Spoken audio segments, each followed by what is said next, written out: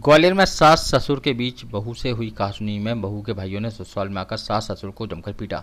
इस मारपीट की घटना में बुजुर्ग ससुर की मौत हो गई।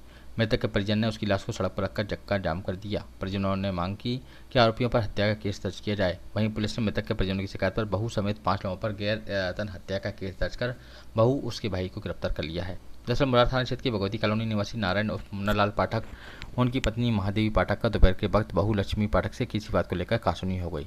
लक्ष्मी ने गोरमी भिंड में मायके में कहासुनी की बात को बताया तो लक्ष्मी की बात को सुनकर उसका भाई सुभाष, दिनेश, दीपू, बरुआ एक अन्य दोस्त लेकर आ गए। इन लोगों ने घर में घुसकर बुजुर्ग माँ महादेवी पिता नारायण पाठक को जमकर पीटा और पीटकर फरार हो गए। बुजुर्ग के बेटा शिबू पाठक और बेटी मोनिका पाठक तत्काल जयरोग अस्पताल लेकर पहुंचे, जहां डॉक्टर ने उन्हें मृत घोषित कर दिया। तभी आक्रोशित परिजनों ने बुजुर्ग के सबको लेकर बरदरी चौराहे मुरार पहुंचे और जहां उन्होंने सबको रखकर चक्काजाम कर दिया। आरोपियों के खिलाफ हत्या का मामला दर्ज करने की मांग की। वहीं पुलिस अधिकारियों ने परिजनों को कार्रवाई करने की बात कहते हुए समझाया तो परिजनों ने चक्काजाम खोल दिया। वहीं पुलिस ने मृतक के परिजनों की शिकायत पर आरोपी बहू लक्ष्मी और उसके भाइयों सहित 5 पर गैरतन हत्या का मामला दर्ज किया है और तत्काल कार्रवाई करते हुए आरोपी लक्ष्मी और उसके भाई सुभाष को गिरफ्तार कर लिया है।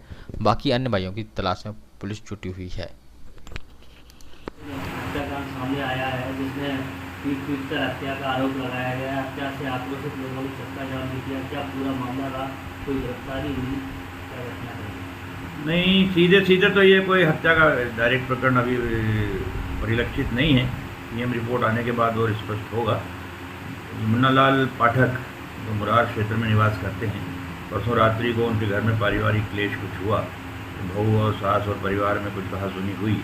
उस बात पे से बहू ने अपने परिजनों को गोरमी से भाइयों लोगों को बुलाया, ऐसा उनका कहना है। और लोगों ने घर में घुस के या घर के बाहर मारपीट करी। ये अभी सब साक्ष्य संकलन के ऊपर ही डिपेंड करता है। अभी तो उन्होंने लिखा है कि मारपीट करी है, मारपीट करी है, जिससे उनके जो मुन्नालाल पाठक हैं, जो ब्लड प्रेशर और शुगर और अन्य मरीज थे, उनकी डेथ हुई है।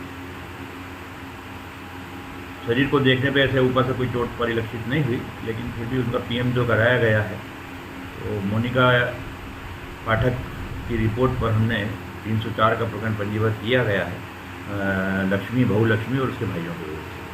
इसके बाद घटना से आक्रोशित लोगों ने चक्काजाम भी किया था, उसमें भी एफआईआर हुई है? हाँ, वो क्या है, आचार संहिता लगी हुई है और उनके द्वारा 188 144 का भी उल्लंघन किया गया है और उनको लगातार सुबह से समझाइश दी जा रही थी, पर वो लोग अड़े के सीधा 302 कायम किया जाए, जो सीधा 302 की श्रेणी में परिलक्षित नहीं हो रहा था। उनको समझाइश दी जा रही थी कि पोस्टमार्टम रिपोर्ट जो फाइंडिंग आएगी उस हिसाब से उसमें धारा का इजाफा कर दिया जाएगा।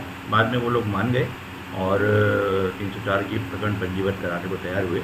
उस बात से उन लोगों ने जो कुछ समय के लिए लोगों को ऑब्स्ट्रक्ट किया था, तो उस आधार पर 341 का प्रकरण पंजीबद्ध उन लोगों के खिलाफ भी किया गया है। कुल कितने आरोपी बनाए गए इसमें? उसमें नामजद आरोपी 15-17 नामजद आरोपी हैं और अन्य लोग भी हैं 20-25।